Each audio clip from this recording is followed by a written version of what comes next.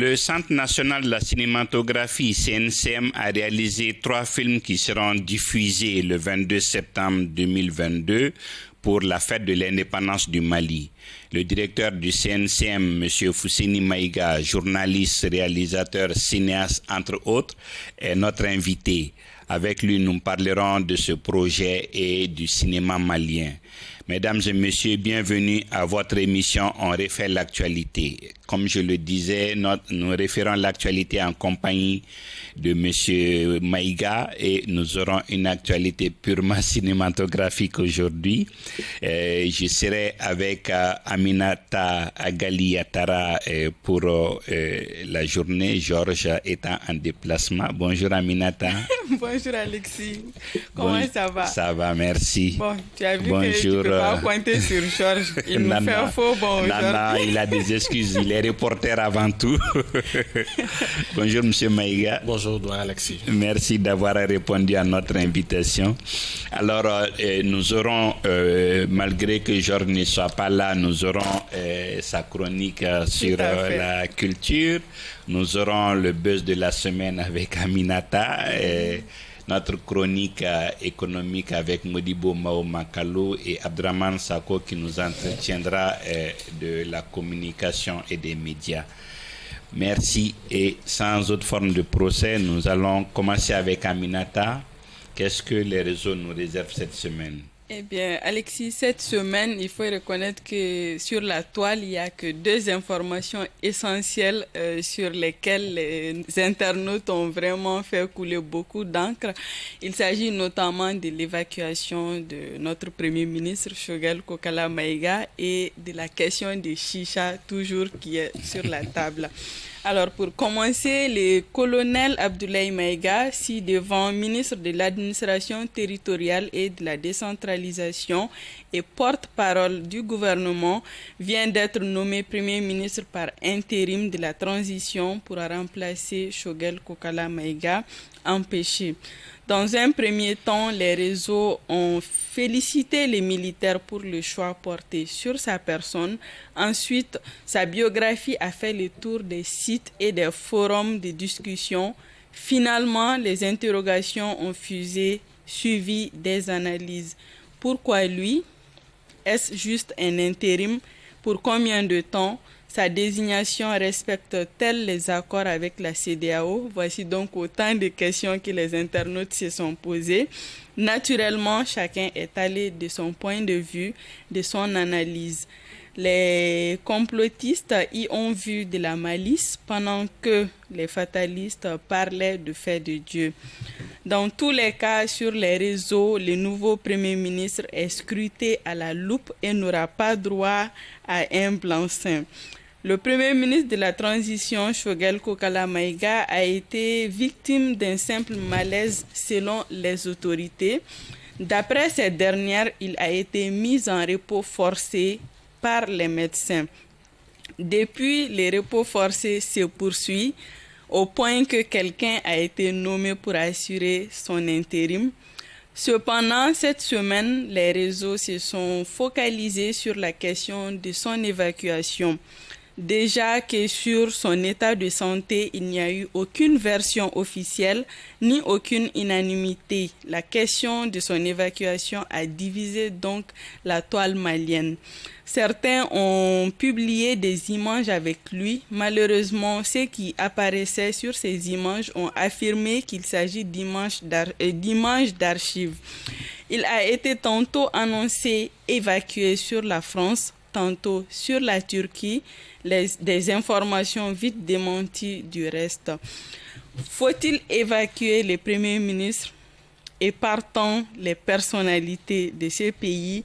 Pour certains, la réponse est non, car selon eux, la souveraineté couvre aussi le domaine sanitaire et on devrait pouvoir nous soigner chez nous. Pour ceux qui ne sont pas pour l'évacuation, et pour ceux qui sont pour l'évacuation, autant pour moi, aucun pays ne peut se suffire à lui seul en matière sanitaire. Il y a des plateaux techniques et des qualifications par pays. Il n'y a aucune honte à aller se soigner là où existe l'expertise. Pour le moment, le débat se poursuit et rien n'est encore tranché. Et pour finir, Alexis, la question de la commercialisation et de l'interdiction de la vente et de la consommation de la chicha revient toujours. La semaine a été consacrée cette fois-ci aux vendeurs. Donc la chicha n'a pas fini d'occuper les réseaux sociaux. Cette semaine, ce sont les vendeurs qui étaient en première avec leurs complaintes. Certains parlent de ce qu'ils ont investi, d'autres de leurs commandes. Pour tous, le gouvernement doit prévoir soit un moratoire, soit un moyen de les compenser. Donc, c'est tout ce qu'il fallait garder pour ma chronique, okay. Alexis. Bon, j'espère qu'il n'y a pas de fumeurs de chicha ici. Non. Ok, bon, on compatit quand même avec les vendeurs parce que c'est un business et puis effectivement, il faut un modus vivendi. Ok, merci bien. Alors, on revient à notre invité. Alors, Monsieur Maïga, vous avez décidé de, disons, produire 3 films pour le 22 septembre. Ces films portent sur quoi exactement? Alors, avant de rentrer dans le vif du sujet, je voudrais vous remercier, Doyen, Yatara et toute l'équipe de production pour cette opportunité que vous nous offrez de parler du cinéma malien. Alors, les 3 films qui rentrent dans le cadre du coffret Kounou sont en fait une matérialisation d'une volonté politique. À notre prise de service, le ministre en charge de la culture, le ministre Andogoli Guindo, a souhaité que nous faisons du Centre national de la cinématographie du Mali un puissant vecteur de transformation sociale. Il a souhaité que l'histoire du Mali soit racontée aux Maliens de sorte que nous puissions nous en inspirer pour construire à la fois notre présent et orienter notre futur. Donc, le coffret Kounou s'inscrit dans cette logique. L'objectif est de mettre le cinéma au cœur de la célébration du 22 septembre 2022 et de faire revivre le passé pour orienter notre présent et guider le futur. Vous savez, Doyen Alexis, quand on parle du 22 septembre, nous avons à l'esprit une seule personnalité, Modibo Keïta. Mais le 22 septembre 1960 est l'histoire de plusieurs acteurs. C'est aussi l'histoire de plusieurs secrets qui ne sont pas connus par le grand public.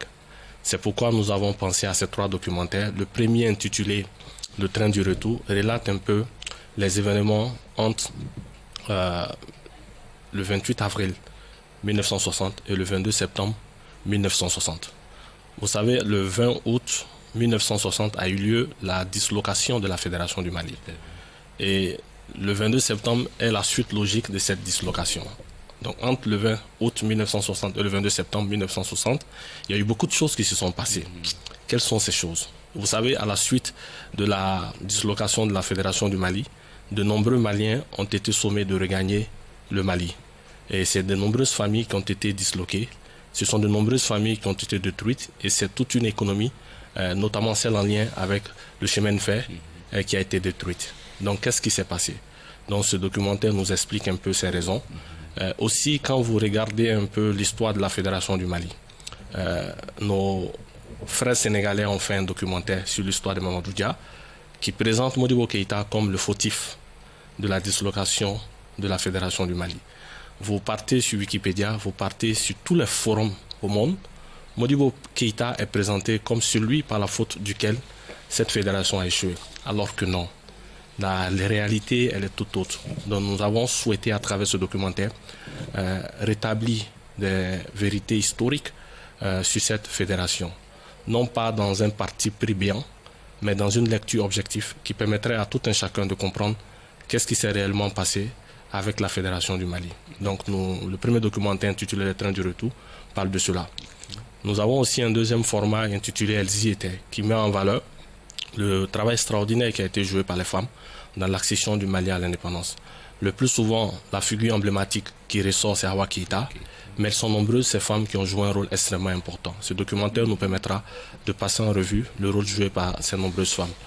Et enfin, vous avez un dernier format qui se veut subjectif. Subjectif en ce sens que nous analysons le Mali sous le prisme du regard de certains Maliens nés le 22 septembre 1960. Je pense que c'est un fait assez atypique et qui mérite aujourd'hui d'attirer notre attention. Ce sont des personnes qui sont nées à la période de Modibo Keïta, qui ont vécu la période de Modibo Keïta et qui ont vu ils ont vécu le Mali contemporain. Donc sous leur regard, nous essayons de comprendre aujourd'hui que faut-il retenir du Mali contemporain et quel devrait être le Mali d'aujourd'hui et le Mali de demain. Donc c'est un regard subjectif à travers lequel ces 5 personnes nous racontent leur vécu sur le Mali. D'accord. Ok, mais parmi les 3, lequel est un long métrage? Oui, oui, c'est ça justement. Le grand format, c'est le train du retour, qui fait 90 minutes, qui est réalisé par Omar Sinenta. Et les 2 autres sont des petits formats de 35 minutes, réalisés respectivement par les cinéastes Jonas Sagnon et Moustapha Diallo. D'accord. Qui a financé? C'est un projet qui est entièrement financé par le Centre national de la cinématographie du Mali. Nous avons souhaité avoir certains partenaires qui ont été saisis. On espère que l'accompagnement de ces partenaires nous permettra de pouvoir vulgariser à plus grande échelle ces différents produits. Mais à la base, c'est une production financée par le Centre national.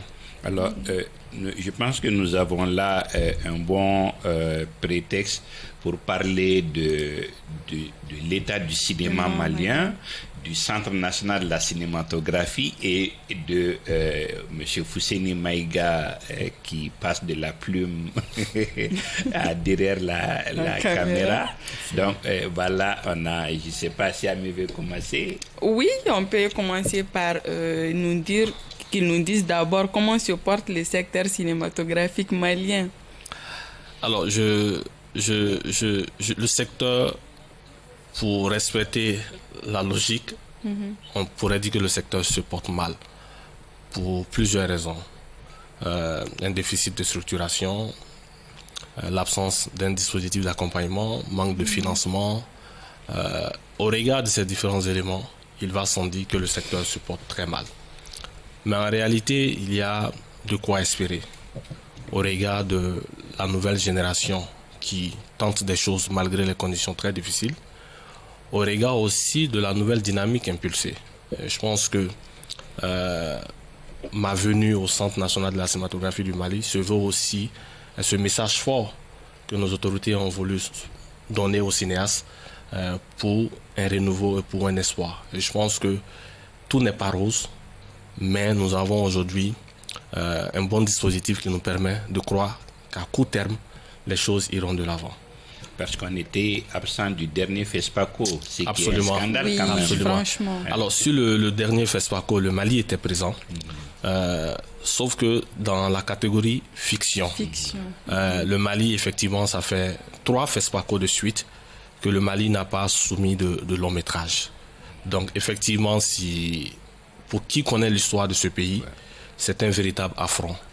Mais il faudrait relativiser cet affront, parce que quand on compare la situation du Mali aux autres pays, vous vous rendez compte qu'il y a des projets, en tout cas des autres pays de la sous-région, qui sont financés à hauteur de 300, 400, souvent 500 millions. Et ici au Mali, il n'y a pas de dispositif régulier de financement du secteur. Donc il est très difficile pour nos cinéastes de pouvoir compétir avec les autres de la sous-région.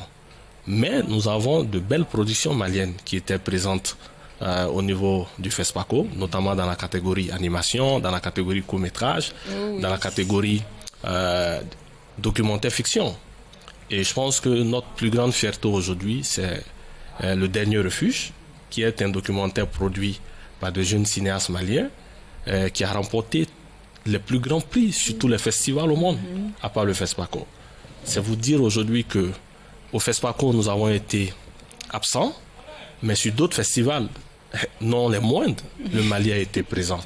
Et je pense que c'est ce qui nous ramène à relativiser un peu la situation du Mali. Nous avons aussi d'autres jeunes cinéastes, Moïse Togo, qui raflent aujourd'hui des prix sur les festivals internationaux. Nous avons le dernier festival de Cannes, où Fatou Cissé a porté avec brio le drapeau malien. Le dernier festival de Clap Ivoire, le grand prix a été remporté par des cinéastes maliens. C'est dire que, contrairement à la perception collective qui voudrait faire croire que le cinéma malien se meurt, que derrière, dans les festivals les plus importants du monde, le Mali est présent. Donc je pense que ça, c'est autant de facteurs d'espoir sur lesquels nous pourrons nous appuyer pour relancer le cinéma malien. Oui, mais alors, d'où vient cette perception alors des Maliens? Cette perception, c'est une perception qui est logique, parce que le plus grand festival de la sous-région, c'est le FESPACO. Quand le Mali brille par son absence au FESPACO, nous sommes en droit de croire que le cinéma malien est en train de mourir.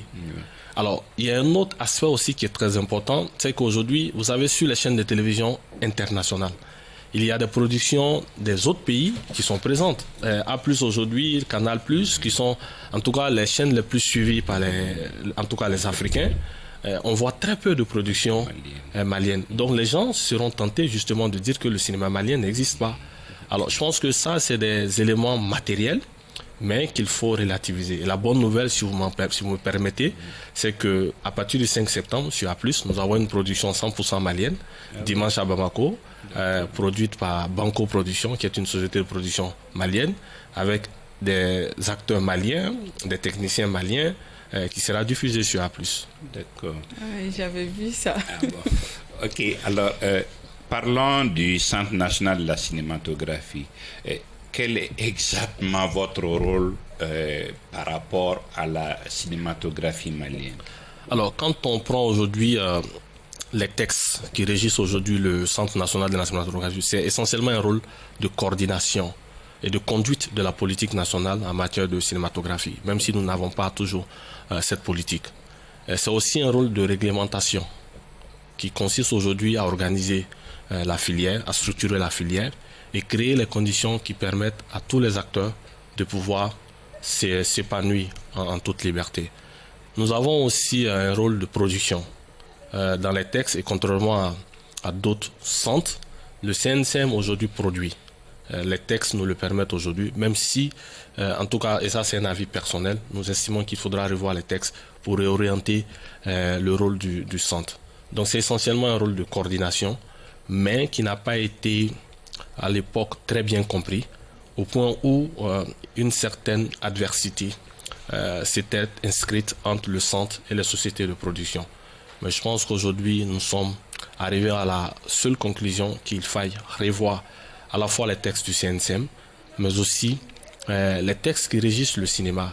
Donc nous sommes dans cette dynamique et nous espérons qu'à partir de cette dynamique, les rôles de chaque acteur seront définis. Le CNCM pourra rester dans son rôle de régulateur, dans son rôle de coordination de tout ce qui est activité en lien avec la cinématographie, mais aussi que le FAIC, qui est une structure créée et qui a pour vocation aujourd'hui de financer, pourra pleinement jouer son rôle, et que les sociétés de production et les autres acteurs, chacun pourra jouer son rôle. Je pense qu'aujourd'hui, nous sommes dans cette dynamique de réflexion globale sur le secteur, en vue d'aboutir à des textes consensuels qui permettront à chacun de pouvoir jouer son rôle. D'accord.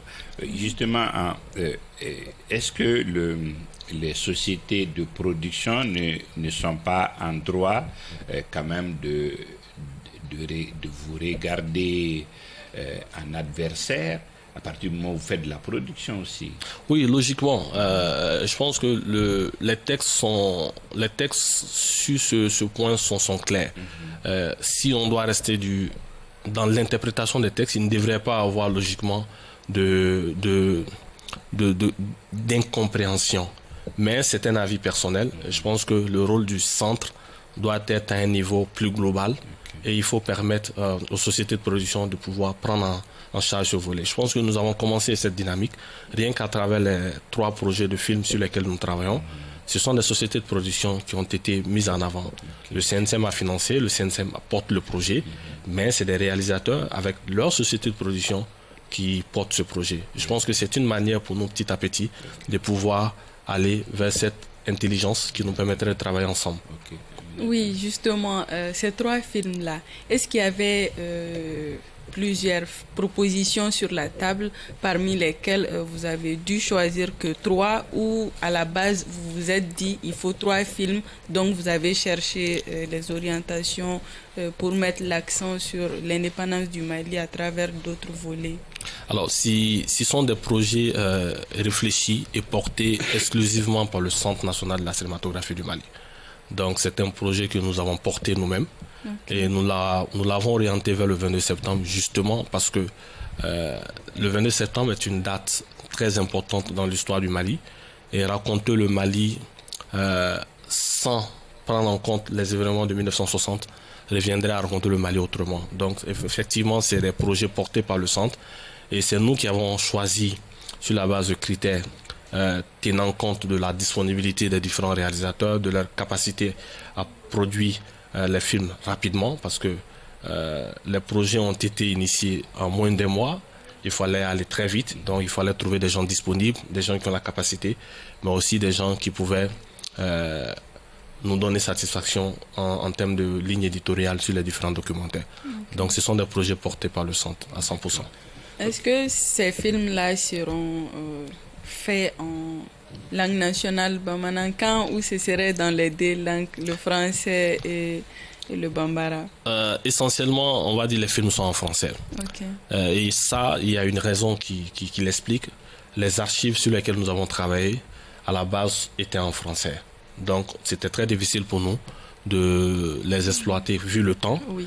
Mais nous avons aussi des personnes ressources qui interviennent dans les films qui se sentaient plus à l'aise en français.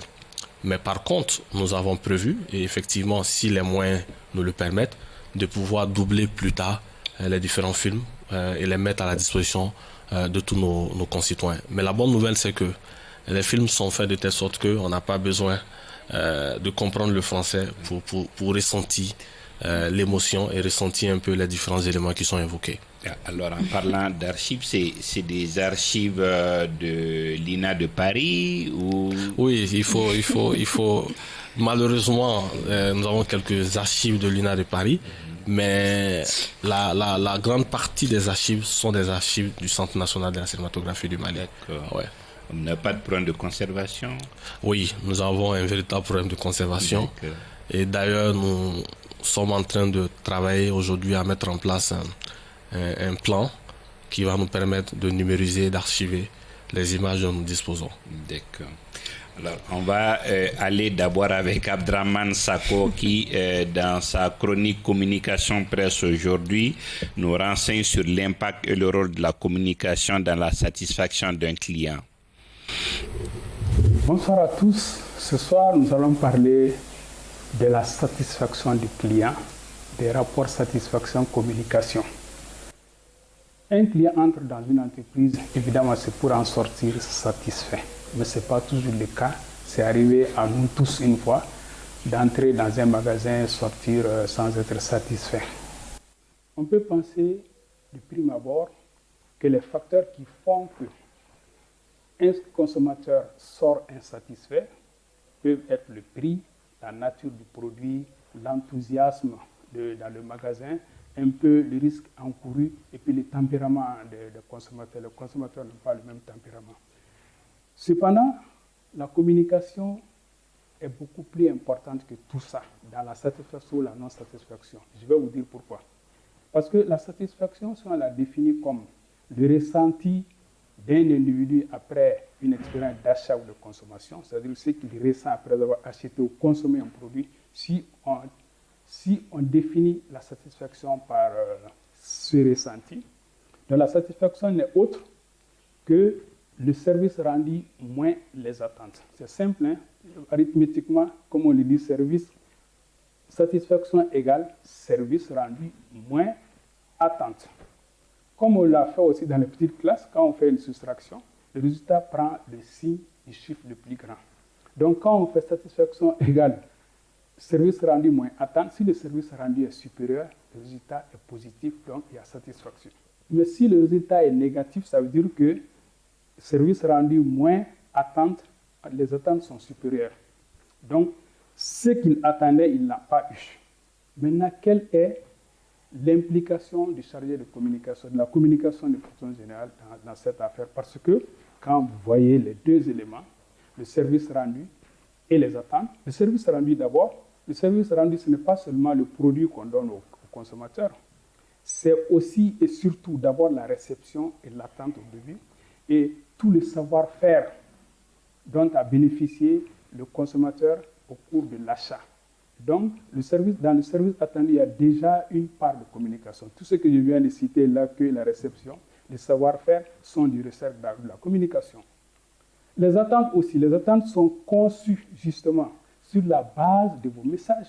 C'est toi chargé de communication qui a fait des messages objectifs pour faire connaître le produit, qui a fait des messages affectifs pour faire aimer le produit. Donc, le consommateur a bâti ses attentes sur la base de tes messages. C'est ta responsabilité. On peut même dire que le chargé de communication est responsable à 100% des attentes parce que les attentes sont conçues sur la base de ces messages.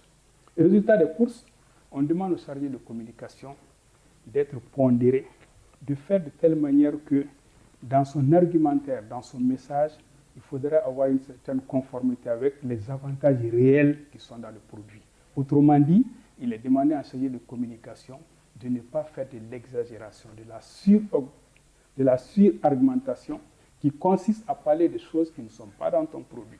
Il y a même des chargés de communication qui, par subtilité, camouflent certaines informations utiles pour surprendre agréablement le consommateur au moment de la consommation. C'est-à-dire qu'il y a des informations, des vertus de votre produit que vous pouvez cacher et aller surprendre le consommateur après. Donc, c'est vous dire seulement qu'un chargé de communication doit faire de telle manière qu'il doit connaître le produit, le connaître suffisamment pour ne pas raconter des choses qui ne sont pas dans le produit. Merci à Abdraman Sako. J'espère que le CNCM va utiliser ces stratégies pour communiquer. Absolument, absolument. Voilà. Maintenant, on va parler de Fousseini Maïga, réalisateur. Qu'est-ce qui vous a amené à la production cinématographique? J'aime à le dire, je me suis retrouvé dans la réalisation par pur accident. Ce n'était pas à la base ma vocation. Journaliste de formation, après le concours de la fonction publique, je me suis retrouvé à l'ORTM où je voulais exercer un métier, mais qui me sortait des sentiers battus.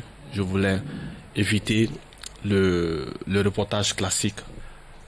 Donc, je me suis retrouvé comme ça dans des émissions de débat, des émissions de débat à travers lesquelles tu as joué un grand rôle à l'époque.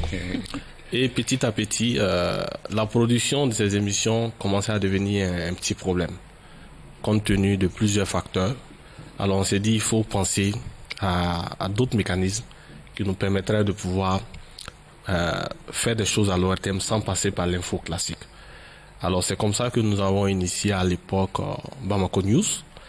L'objectif en son temps, c'était juste de faire un produit qui pourra divertir les gens et on va profiter de l'humour pour faire passer quelques messages. Mais derrière aussi, il y avait une vocation économique parce que à l'époque, le jeune entrepreneur que j'étais, s'il fallait payer beaucoup d'argent, s'il fallait faire passer ses spots à l'ORTM, c'était très cher. Donc il fallait créer un créneau qui va nous permettre non seulement de pouvoir attirer le public, mais aussi de développer un modèle économique qui nous permettrait de faire passer nos sponsors, nos spots. C'était comme ça en fait. Mais comme on le dit, l'appétit vient en mangeant. Au fur et à mesure qu'on développait Bamako News, saison 1, saison 2, saison 3, une nouvelle vocation s'est créée. Et cette vocation nous a poussé au Voile Secret, qui était, si vous voulez, le premier long métrage. Et je pense que l'intérêt manifesté par le public malien vis-à-vis de cette œuvre a été le déclic.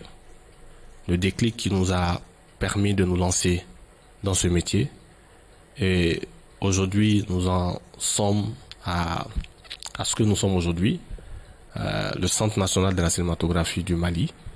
Ça veut dire quelque part que l'accident au départ s'est avéré comme une véritable vocation.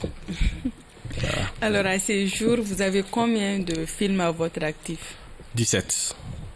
Quand même. 17 productions entre 2015, 2016 et 2021. Les 3 derniers films ont été produits juste avant la passation au niveau du Centre national de la cinématographie du Mali. Alors, parlons du premier long métrage, Un Voile Secret. Alors, comment un jeune producteur novice, sans expérience, peut mobiliser de l'argent, avoir la confiance des gens pour qu'on lui confie l'argent et faire un film? La vraie histoire sur le voile sacré et le fait de ne pas souvent prendre la parole fait que les gens interprètent de leur manière. Mais en réalité, c'est un projet qui a été mis en œuvre sur la base d'un modèle économique assez innovant. Nous n'avons perçu 0 franc d'aucun partenaire. Mais dans l'écriture du scénario, nous avons trouvé le moyen d'intéresser des hôtels qui ont mis naturellement à disposition les locaux. Nous avons intéressé des partenaires commerciaux qui ont mis à disposition leurs locaux ou leurs moyens en termes de tenue vestimentaire, en termes de décor, en termes d'accessoires. Mais aussi, il faut le dire, le voile sacré aussi, c'est l'histoire d'une synergie d'action. Les acteurs à l'époque, les plus grands acteurs sur la scène, ont tous accepté de jouer moyennant une somme forfaitaire. Ça ne se dit pas tous les jours, mais le cachet qu'ils ont accepté de prendre sur ce projet était 10 fois moins que le cachet normal. C'était aussi une manière de nous encourager. Et je pense que personnellement, ça a été un motif de satisfaction qui a joué dans ma volonté de faire carrière dans ce métier. Nous avons aussi des personnes de bonne volonté qui ont mis à disposition leur maison. Et c'est un investissement propre. Je me rappelle, et on a dû vendre, en tout cas le producteur et moi, on a dû vendre nos propres biens. Moi, j'y ai mis un terrain, un titre foncier, et qui a été bradé pour pouvoir payer les cachets et les salaires des techniciens et des acteurs. C'était un risque que nous avions pris. Mais fort heureusement, et c'est ce qui explique un peu notre satisfaction, c'est que nous avons sorti à peu près 55% de l'investissement de base à l'avant-première, avec 3 projections en guichet fermé. Donc, nous avons investi de l'argent, nous ne l'avons pas récupéré, mais ça nous a permis de comprendre qu'il y a un intérêt et que nous avons un modèle économique qui a fait ses preuves et sur lequel nous pouvons nous appuyer pour relancer une nouvelle manière de faire les choses. Et c'est comme ça que nous sommes partis. Et sur les 17 films dont je vous parle, il n'y a que 3 films qui ont bénéficié d'un financement. Les Roues du Destin, intégralement financé par la société B2Gold.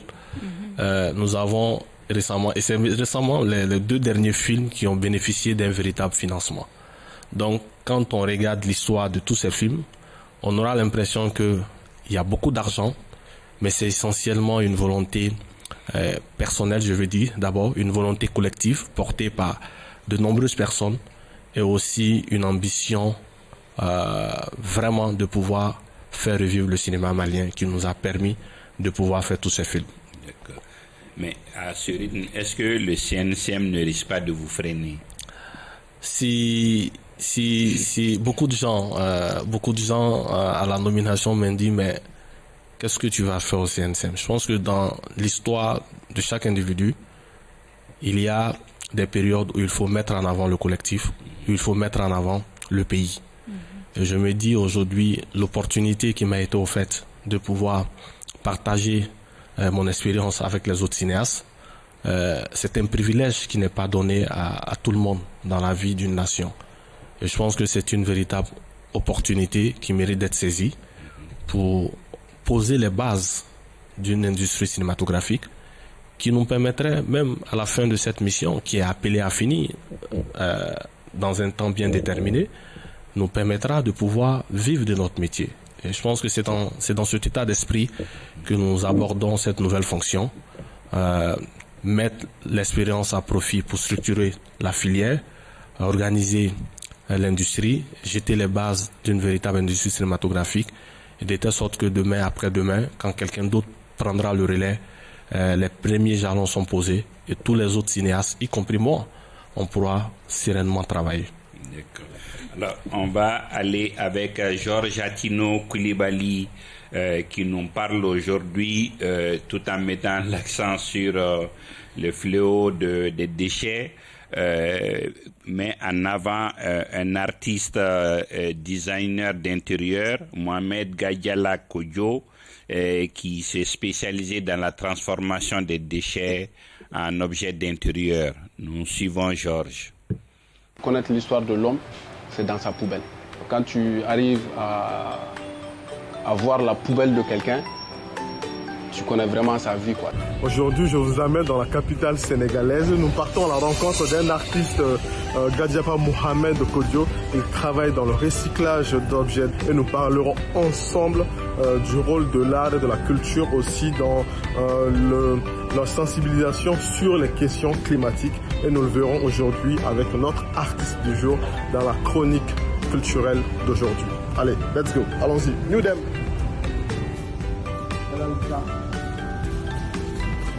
Le but de mon travail, c'est de valoriser le quotidien. Chez nous, ici en Afrique, tu peux avoir le poubelle par là, on va le déplacer, ça va aller dans un autre endroit, mais il n'y a pas forcément la transformation des déchets en général, quoi. Du coup, je suis rentré dans ça pour pouvoir donner d'autres valeurs à nos déchets, qui nous permet aussi de prendre soin de l'environnement. Parce qu'en fait, des fois, on a certains déchets, ils ont une longue durée de vie. Tu vois, c'est pas juste la manche est cassée que ça devient directement quelque chose qu'on ne peut plus l'exploiter. Et du coup, la création, elle est venue de là pour pouvoir sensibiliser aux gens, de donner l'importance aux déchets. Il faut d'abord leur proposer quelque chose qui peut les attirer. Tu vois, et c'est là où je suis vraiment rentré dans le recyclage et le détournement d'objets en profondeur pour essayer de sensibiliser le maximum d'individus pour éviter, pour empêcher cette problématique climatique, environnementale. Ça, c'est un bidon de 20 litres, tu vois, qui a été détourné à faire donner du son. Mais en fait, le but de cette création, c'est pas en fait juste faire le son, mais c'est pour dire, au lieu de créer encore d'autres designs avec cette utilisation, on peut déjà utiliser les produits existants. C'est comme je disais tout à l'heure, de réduire la consommation. Non, les jeunes, on va écouter du rap.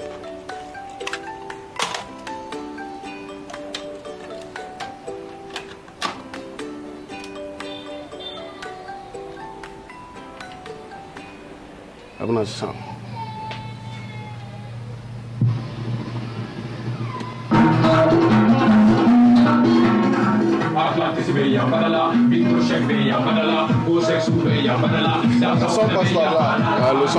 Le son il passe par là. Voilà, le son il est là.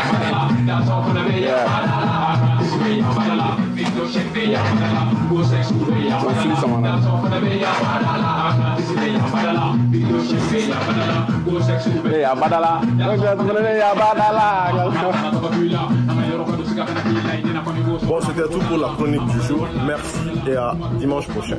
Salut, bye bye. Merci à Georges et à son invité Mohamed Gadiala Kodjo, qui est Gadiaba Kodjo, qui est quand même talentueux. Alors, nous revenons avec Fousseni Maïga pour parler de la distribution.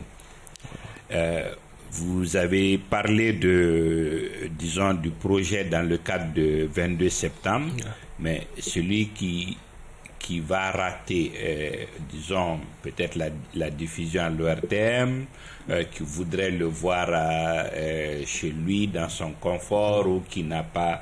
Comment ça va se passer? Alors, je vous remercie pour cette question qui est une véritable fenêtre pour nous, en ce sens que dans le processus de distribution, nous avons prévu des projections à l'endroit des autorités, mais aussi l'avant-première qui aura lieu le 22 septembre au Babemba. Donc les 3 films seront diffusés en exclusivité le 22 septembre à partir de 16h au Babemba. Et l'entrée est fixée à 5 000 francs pour les 3 films. Pour ceux qui n'auront pas l'opportunité d'être au Babemba, nous avons entrepris une négociation avec des chaînes de télévision pour la diffusion des 2 formats, les 2 petits formats en simultané sur 2 ou 3 chaînes de télévision le jour du 22 septembre. Nous avons aussi un coffret que nous avons appelé le coffret du 22 septembre qui est un coffret personnalisé, fabriqué par des artisans locaux, qui vont être mis en vente auprès du public dans le réseau de distribution de la MAP, qui nous accompagne dans la mise en œuvre de ce projet, ou au CNCM. Donc ces coffrets seront mis en vente à 50 000 francs pour les 3 films. Et aussi c'est un gadget personnalisé que l'acheteur en tout cas sera très ravi de déposer dans son bureau ou dans son salon, en tout cas en signe de reconnaissance ou de soutien pour le cinéma malien. Donc, mais c'est pas donné quand même à 50 000.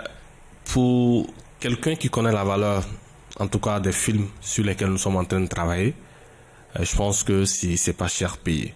On peut dupliquer. L'idée est de faire en sorte que tout le monde puisse avoir accès à ces films. Et si quelqu'un qui l'achète estime qu'il veut le garder pour la postérité, je pense que l'objectif essentiel, ce n'est pas de générer des revenus, mais c'est de faire des films qui seront vus, compris, et les Maliens pourront se l'approprier. Je pense que c'est essentiellement ça notre objectif. Nous avons aussi prévu, et justement si nous avons de l'accompagnement de certains partenaires sponsors qui ont été sollicités, de diffuser les films dans les différentes capitales régionales et les communes du district de Bamako. Donc on a prévu un plan de distribution qui va s'étendre jusqu'à la fin de l'année, et une tournée dans ces différentes localités pour permettre à nos compatriotes de comprendre cette histoire. Oui, mais de façon générale, l'une des insuffisances de notre industrie cinématographique est la faiblesse de la chaîne de distribution. Absolument. Alors, est-ce que le CNCM, je pense que ça doit être dans votre rôle quand même. Oui. Est-ce que vous y travaillez? Oui, bien sûr. Je pense que la réhabilitation des salles de cinéma fait partie aujourd'hui des 7 chantiers sur lesquels nous sommes en train de travailler. Nous avons déjà commencé des missions de prospection dans différentes salles qui ont été léguées au Centre national de la cinématographie, le patrimoine de l'ex-Ocinam, qui regorge aujourd'hui 7 salles de cinéma à travers tout le pays. Nous avons commencé des missions dans ces différentes salles avec pour ambition de pouvoir les mettre en activité tout de suite. Nous avons aussi, et je pense que si tout se passe très bien, la semaine prochaine ou tout au plus à la mi-septembre, signé une convention avec l'ORTM pour la promotion des œuvres cinématographiques locales sur les antennes nationales. Et je pense que ça, c'est un premier élément qui va nous permettre aujourd'hui de pouvoir distribuer nos films locaux. Nous avons aussi un aspect qui est très important, et je voudrais en revenir, c'est le marché intérieur du cinéma malien, qui va nous permettre aujourd'hui de créer un cadre de dialogue entre les opérateurs de télévision, les cinéastes, les sociétés de production et les distributeurs. L'objectif de ce marché va nous permettre aujourd'hui de mettre en place un dispositif qui permettrait aux chaînes de télévision, mais aussi à des opérateurs privés, de pouvoir valoriser le contenu local. Donc nous avons une série d'initiatives que nous sommes en train de mettre en place qui permettront tout de suite, à court terme, de pouvoir remettre en selle les 7 salles de cinéma dont dispose le CNCM, notamment le Merouba à Ségou. Nous en avons une salle à Markala, une salle à Kati, le cinéma Kati Lafia. Nous avons le cinéma Al-Hilal qui est au niveau de Médina Croix. Nous avons une salle à Kolikoro, une salle à San et une salle à Mopti, qui font partie aujourd'hui du patrimoine du CNCM, qui sont malheureusement menacés par des expropriations. Et nous profitons de ce micro pour lancer un appel à toutes les personnes pour qu'on puisse nous aider à garder ces salles, parce que c'est aujourd'hui la seule alternative dont dispose le CNCM pour pouvoir mettre en place un circuit de distribution permettant aux cinéastes de pouvoir vivre de leur métier immédiatement. Est-ce que vous avez une idée de combien ça peut vous coûter ces réhabilitations-là? Aujourd'hui, si nous n'avons pas fait d'évaluation proprement dite, mais là, si on veut aller sur les bases, en tout cas les standards internationaux pour une salle de cinéma, de la capacité des salles dont nous disposons, on risque d'aller sur 50 à 55 millions pour chacune des salles. Okay. Mais aujourd'hui, notre objectif, étant entendu que nous n'avons pas les moyens pour pouvoir aller vers ces salles de normes internationales, c'est de mettre en place tout de suite un mécanisme qui permettrait à ces salles de pouvoir fonctionner. Donc nous avons commencé une mission. Les 2 premières étapes ont été faites, Ségou et Markala. Cette semaine, nous avons prévu de tourner dans les salles de Bamako, de Koulikoro et Kati. Et vers la fin de l'année, du mois de septembre, nous serons à Mopti et San pour comprendre. À partir de là, nous pourrons faire une évaluation. Et l'objectif, c'est de soumettre rapidement un projet qui nous permettrait tout de suite de pouvoir les mettre en activité. D'accord. Amen. Oui, en fait, moi, c'était toujours dans les soucis de la bonne distribution de ces productions-là. Est-ce que les régions du Nord, vous y avez pensé et quel mécanisme alliez-vous mettre sur place pour qu'elles aussi puissent avoir accès à ces films-là? Alors, malheureusement, les régions du Nord ne sont pas prises en compte pour la simple raison que le CNCM a hérité d'un patrimoine qu'on appelle le patrimoine de l'ex-OCINAM.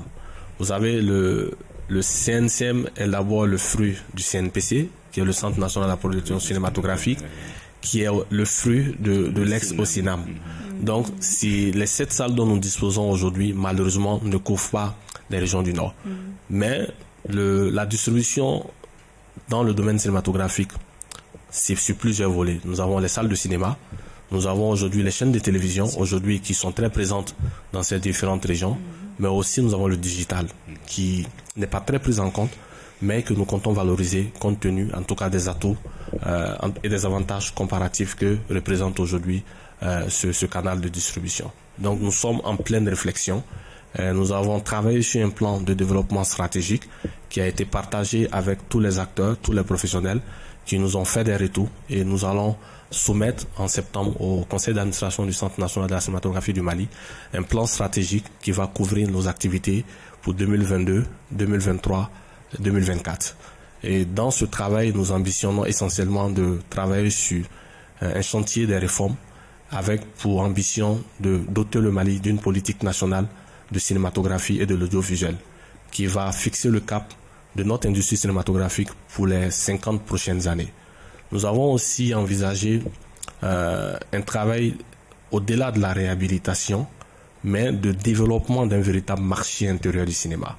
Et donc je pense que dans ce document, nous avons des pistes de réflexion qui nous permettront de pouvoir atteindre cet objectif. Nous avons aussi dans notre plan stratégique réfléchi à la gouvernance. Nous avons pensé aussi à la professionnalisation du secteur qui va partir d'abord avec la structuration des différents corps de métier. Nous avons beaucoup de projets, beaucoup d'axes, beaucoup de chantiers. Et je pense qu'une fois que ce document sera soumis à l'appréciation du conseil d'administration et qu'il sera validé, nous le partagerons avec l'ensemble des Maliens. Vous parlez justement des missions que vous êtes assignées.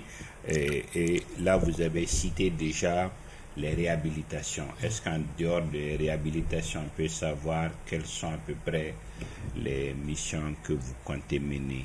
Alors, la réhabilitation est un chantier qui rentre dans le cadre du développement des marchés intérieurs. Nous entendons aussi booster la production locale. Et je pense qu'aujourd'hui, nous sommes en tout cas la nouvelle direction générale du CNCM, nous sommes à 40-45 jours d'activité. Mais je parle sous le contrôle des réalisateurs qui nous suivent certainement. Tous les projets qui ont été soumis au CNCM, malgré cette période de vache maigre, ont bénéficié d'un accompagnement. Parce que, je l'ai dit, c'est extrêmement important. Nous avons reçu pour instruction, et je le dis, et le ministre ne cesse de le rappeler, il faut redonner au cinéma malien ses lettres de noblesse. Et le seul moyen de donner au cinéma malien ses lettres de noblesse, c'est de produire. Et donc, notre objectif dans ce chantier, c'est d'accroître progressivement et substantiellement, tant en termes de quantité, mais de qualité, le nombre de productions dont nous disposons. Donc ça, c'est aussi un chantier sur lequel nous travaillons. Nous avons aussi pour objectif de faire en sorte que les acteurs du métier puissent vivre de leur métier. Cela suppose la professionnalisation, la structuration, mais nous avons aussi un volet extrêmement important sur la formation. Vous savez, aujourd'hui, le cinéma malien a été ce qu'il a été parce que l'État en son temps a mis à plan ces dispositifs qui a envoyé des cadres en formation dans différents pays.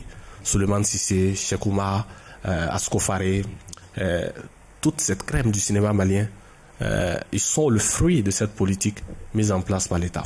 Aujourd'hui, nous n'avons pas les moyens d'envoyer des cinéastes en formation, mais nous devons réfléchir à une alternative qui nous permettrait de pouvoir pallier à cette insuffisance en termes de ressources humaines. Le centre vient de lancer un programme intitulé Impact qui va s'étendre sur les 3 prochaines années et qui aura pour ambition chaque 6 mois de former 50 jeunes dans tous les corps de métiers du cinéma. La scénarisation, la réalisation, les métiers du son et de l'image, la post-production et même la commercialisation. Donc nous avons commencé des petites initiatives qui nous permettront à court terme de pouvoir relancer le secteur. D'accord. Ok, on va écouter Modibo Mahamadou qui nous parle des 60 ans de la création du franc malien et de l'Union monétaire ouest-africaine dans sa chronique économique d'aujourd'hui. Il est au micro de Moussa Bengali. Mesdames et messieurs, bonsoir. Ce soir, essentiellement, je voudrais vous parler d'un volet essentiel de la gestion des affaires publiques, c'est-à-dire la mise en œuvre de la politique économique en général, et en particulier ce soir, j'aimerais vous parler de la politique monétaire. Comme vous le savez, ça fait 60 ans cette année qu'il y a eu 2 événements importants dans la sous-région ouest-africaine. En l'occurrence, la création de l'Union monétaire ouest-africaine le 12 mai 1962, qui comprenait 6 pays, le Bénin, le Burkina Faso, à l'époque la Haute-Volta, la Côte d'Ivoire, la Mauritanie, le Niger et le Sénégal. Donc ce sont ces 6 pays de l'Afrique de l'Ouest qui originellement ont créé le franc CFA et ont adhéré à l'UMOA, l'Union monétaire ouest-africaine, qui regroupe actuellement 8 pays, y compris le Mali et le Togo. En plus, la Mauritanie s'étant déjà retirée. Mais aussi, j'aimerais vous parler de l'anniversaire de la création d'une monnaie nationale au Mali, après l'éclatement de la Fédération du Mali, qui regroupait le Sénégal et l'ex-Soudan français. Donc, le 1er juillet 1962, le président de la République du Mali, le président Modibo Keïta, a déclaré la création d'une monnaie nationale, le franc malien, le 30 juin 1962, à partir du 1er juillet 1962, en lieu et place du franc CFA. Donc, le Mali a réintégré l'UMOA le 1er juillet 1984 et donc le Mali fait partie aussi de l'Union économique et monétaire ouest-africaine qui s'occupe de l'intégration économique dans la sous-région et qui est la sœur jumelle de l'UMOA et qui regroupe les 8 pays qui ont en partage le franc CFA en Afrique de l'Ouest. L'UMOA a été créé en janvier 1994. Dans la plupart des économies, la monnaie sert d'abord de moyen d'échange, d'une réserve de valeur, mais aussi d'unité de compte pour les biens et services. Et donc, les estimations en matière économique, la monnaie est un actif, c'est-à-dire qu'il doit procurer à son détenteur une liquidité absolue. Cela veut dire que quand vous possédez une monnaie, si c'est une bonne monnaie, si elle est solide, elle doit pouvoir être transformée très rapidement en liquidité ou en objet de valeur, pouvoir vous procurer des biens et des services. Et la monnaie, en réalité, c'est un ensemble de disponibilités détenues sous forme fiduciaire. Sous forme fiduciaire, ça veut dire sous forme de confiance fiduciaire, ça provient du latin, ça veut dire confiance, et elle est émise par la Banque centrale et elle existe sous forme fiduciaire, comme on le dit, mais aussi ce qui constitue les billets et les pièces de monnaie, les billets de banque et les pièces de monnaie, mais aussi sous forme scripturale, c'est-à-dire sous forme d'écriture. Et maintenant, ça, ce sont les dépôts à vue, et comme on le verra plus tard, au niveau de la masse monétaire, ce sera bien défini. Et de plus en plus maintenant, cette forme est de plus en plus électronique et numérique. Les banques centrales sont chargées de la mise en œuvre de la politique monétaire. Quelquefois, celle qui élabore et met en œuvre la politique monétaire dépendant des pays et des économies. Mais la plus ancienne banque centrale, comme nous la connaissons sous la forme actuelle, est la Banque d'Angleterre, qui a été créée en juillet 1694.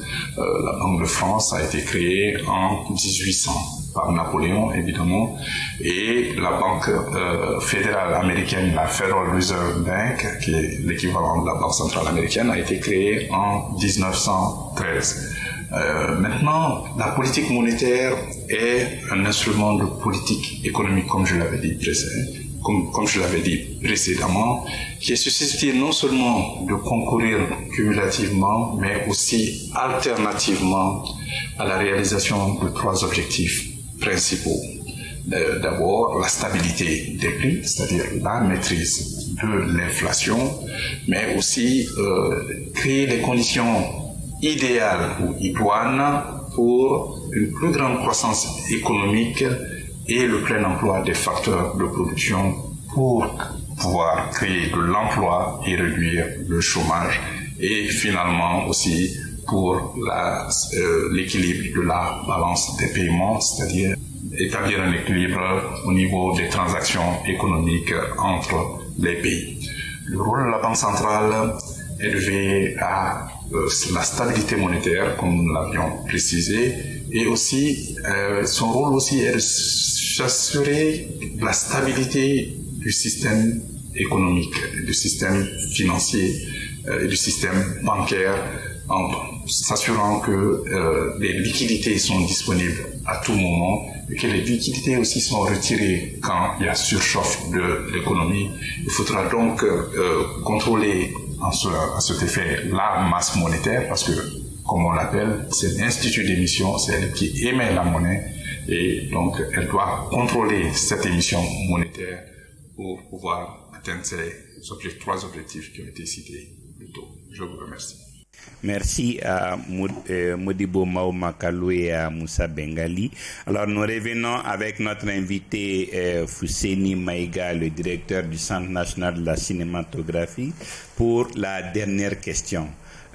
Après cet environnement et tout ce qu'on a dit, est-ce que vous pensez qu'on a des raisons d'espérer ou de croire encore en notre cinéma?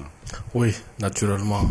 Il faut croire en notre cinéma, parce que le cinéma, au-delà de sa dimension de divertissement, est un puissant outil économique. Et notre mission, je l'ai dit, en tout cas la feuille de route qui nous a été donnée par le ministre en charge de la Culture, c'est de redonner au cinéma malien sa renommée d'antan. Donc nous travaillons chaque jour à matérialiser cette volonté politique, et je pense que les premiers résultats aujourd'hui sont là, rien qu'à travers le projet de documentaire Kounou. Nous avons commencé à faire revivre le passé. Nous avons prévu une série de catalogues. Nous avons un catalogue sur le 20 janvier, un catalogue sur le 8 mars, un catalogue sur le 26 mars, un catalogue sur le 25 mai et un catalogue sur le 31 juillet.